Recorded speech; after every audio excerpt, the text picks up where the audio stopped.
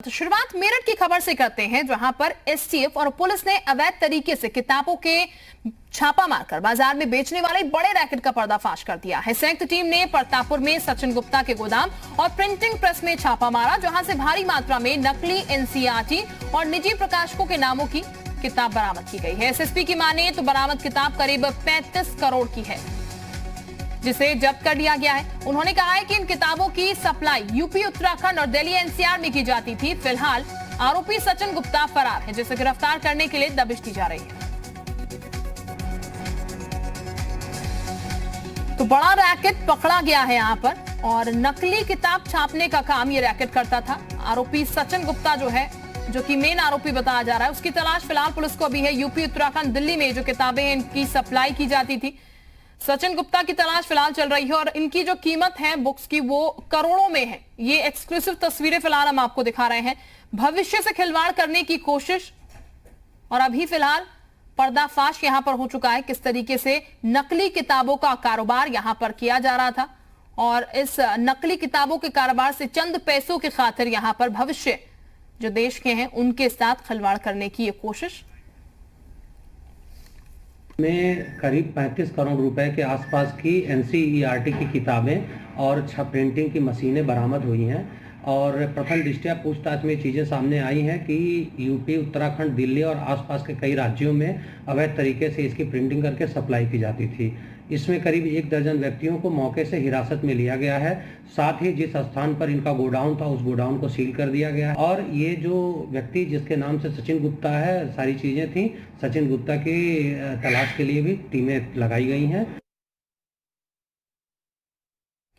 तो फिलहाल सचिन गुप्ता को तलाशा जा रहा है, जो कि मेन आरोपी इसमें बताया जा रहा है। उसकी तलाश अभी भी चल रही है। सचिन गुप्ता का भी कुछ पता नहीं है, लेकिन पुलिस की तरफ से ये दबिश दी गई है और जखीरा कह सकते हैं बुक्स का यहां पर से बरामद किया गया है। नकली बुक इसमें शामिल है और इनको सप्लाई किया जाता था। 35 करोड़ की अवैध किताबें हैं। एनसीईआरटी की किताबें भी इसमें शामिल है। यूपी, उत्तराखंड, दिल्ली में इन किताबों को दिया जाता था, सप्लाई किया जाता था। और आरोपी जो सचिन गुप्ता है उसकी फिलहाल तलाश जो है वो की जा रही है।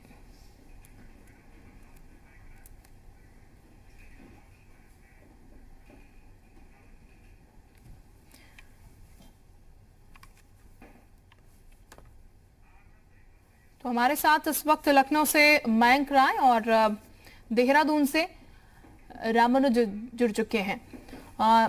मयंक का रुख सबसे पहले करते हैं। मयंक, जो इतना बड़ा खुलासा हुआ है, पर्दाफाश यहां पर किया गया है, 35 करोड़ की बुक सप्लाई की गई है, चंद पैसों की खातिर भविष्य, बच्चों के भविष्य से खिलवाड़ किया जा रहा था। कब से जो रैकेट है वो चल रहा था, क्या जानकारी इसको लेकर अभी तक सामने आ पाई है? देखिए शिल्पा, ये जो गोदाम है जहाँ पे ये प्रिंटिंग प्रेस का काम चल रहा था, ये प्रतापपुर है, मेरठ का क्षेत्र है। और यहाँ पे पिछले 15-16 सालों से जो है ये प्रिंटिंग प्रेस का काम जो सचिन गुप्ता हैं और उनके सहयोगी वो चला रहे थे। दरअसल पुलिस को शक इस तरह हुआ कि पिछले कई दिनों से लगातार जो बाहर से आने वाली गाड़ियां थी उनकी संख्या बढ़ गई थी, जो इस गोदाम से किताब लेके जाती थी। इस बीच जो है पुलिस को एक मुखबिर के जरिए ये सूचना मिली थी कि यहाँ पे जो अंदर एनसीईआरटी की किताबों को फर्जी रूप से छापा जा रहा है, नकली किताबें हैं ये। पुलिस ने इसको पुख्ता किया और उसके बाद जब यहाँ जो एक्शन लिया, इसमें तकरीबन 35 करोड़ की पुस्तकें जो है, नकली पुस्तकें बरामद हुई हैं। निश्चित तौर पर बहुत ही हैरान करने वाला मामला है। इसमें शिल्पा एक अपडेट और अभी है कि जब पुलिस ने जो ये तकरीबन 1 दर्जन लोग अभी हिरासत में लिए गए हैं, उनसे पूछताछ के बाद अमरोहा में रेड डाली है। अमरोहा और गजरौला में, इन 2 जगहों पे रेड पड़ी है और यहाँ भी बड़ी संख्या में जो ये नकली किताबें वहाँ सप्लाई कराई गई थी, वहाँ भी नकली किताबें मिली हैं, जिनकी कीमत 50 लाख से ऊपर के आसपास की बताई जा रही है। इसमें भी पुलिस ने करीब 6 लोगों को हिरासत में लिया है अमरोहा और गजरौला से, उनसे भी पूछताछ चल रही है। तो जो ये नेक्सस है, ये बहुत बड़ा नेक्सस है। निश्चित तौर पे अगर 35 करोड़ किताबें केवल मेरठ के अंदर मिल रही हो, 50 लाख से अधिक किताबें अमरोहा में मिल रही है, तो आप सोचिए कि अब तक कितने करोड़ों की जो ये नकली पुस्तकें हैं वो देश के अलग अलग हिस्सों में जा चुकी होंगी। जैसा उत्तराखंड बिल्कुल में मयंक, हम भी समझ पा रहे हैं कि नेक्सस कितना बड़ा है। यूपी में तो सप्लाई की जाती थी, इसके अलावा उत्तराखंड दिल्ली में भी ये सप्लाई की जाती थी। उत्तराखंड से हमारे साथ इस वक्त रामानुज बने हुए हैं, उनसे जानकारी लेते हैं। रामानुज, ये जो बुक्स हैं इनको सप्लाई उत्तराखंड में भी किया जाता था जैसा कि कहा जा रहा है, अभी जब छापेमार कार्रवाई हुई है, कितनी एक्टिव वहां पर अब पुलिस नजर आ रही है इस पूरे मामले को लेकर? क्योंकि बेहद जरूरी है कि वहां भी पर्दाफाश हो कि कैसे बुक्स जो है वो सप्लाई की जा रही है अलग अलग जगह। शिल्पा, इस वक्त जी मीडिया उत्तर प्रदेश उत्तराखंड पर एसटीएफ डीआईजी रिधिम अग्रवाल ने बताया है कि यहाँ की जो एसटीएफ है वो उत्तर प्रदेश के एसटीएफ के संपर्क में है और वो जानकारी जुटा रही कि आखिर में जो किताब की सप्लाई हुई है क्या उत्तराखंड में वो सप्लाई हुई है, अगर हुई है तो वो किन किन क्षेत्रों में हुई है। ये अहम जानकारी उत्तराखंड एसटीएफ इस समय हासिल कर रही है। एसटीएफ के अधिकारी और दूसरे जो कर्मचारियों पूरी तरह से लगे हुए हैं। चूँकि एनसीईआरटी की किताबों का बहुत बड़ा मार्केट उत्तराखंड में है। देहरादून, हरिद्वार, उधम सिंह नगर और नैनीताल में बड़े बड़े नामी और नामचीन स्कूल भी हैं जहां एनसीईआरटी की किताबें पढ़ाई जाती हैं।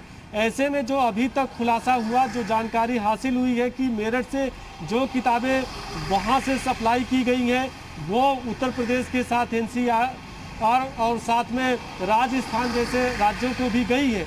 तो ये जुटाई जा रही है जानकारी कि क्या उत्तर प्रदेश के साथ या देहरादून और हरिद्वार, नैनीताल जैसे जो छोटे अलग अलग जिले हैं वहाँ पर इसकी सप्लाई हुई है। तो इसके सप्लायर कौन से हैं, कितनी किताबें आई हैं, क्या इनको स्कूलों को भी भेज दिया गया है, और इसकी पूरी जानकारी फिलहाल एसटीएफ ले रही है। चूँकि उत्तराखंड में देहरादून और नैनीताल ये दो बड़े ऐसे जिले हैं जहाँ पर काफ़ी संख्या में एनसीईआरटी की किताबें पढ़ाई जाती हैं। यहाँ बड़े नामचीन स्कूल हैं। तो एसटीएफ के अधिकारी इस बात की तस्दीक कर रहे हैं कि आखिर वो किताबें अगर आई हैं तो कहाँ हैं।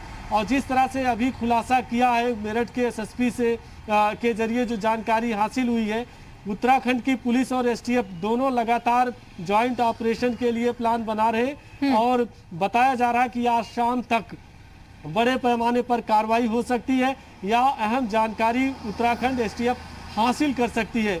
तो ये पूरा जो रैकेट है इसका किस तरह से पर्दाफाश हो सकता है प्रदेश में, उसको लेकर के जानकारी हासिल की जा रही है। लेकिन इतना ज़रूर कहा जा सकता है कि उत्तराखंड एक बहुत बड़ी बाजार है एनसीईआरटी की किताबों का। यकीनन अगर ये किताब की सप्लाई हुई है तो उन सप्लायर से भी एसटीएफ पूछताछ कर सकती है या यहाँ बिल्कुल, यानी कि यहाँ भी धरपकड़ शुरू हो गई है, कोशिशें जो हैं वो शुरू कर दी गई हैं। बिल्कुल बिल्कुल जा रही है। बिल्कुल रामानुज, यानी कि कोशिशें शुरू हो चुकी हैं, कुछ और चीजें भी सामने निकल के आएंगी जब अब जांच शुरू होगी, क्योंकि पहल हो चुकी है उत्तराखंड में भी।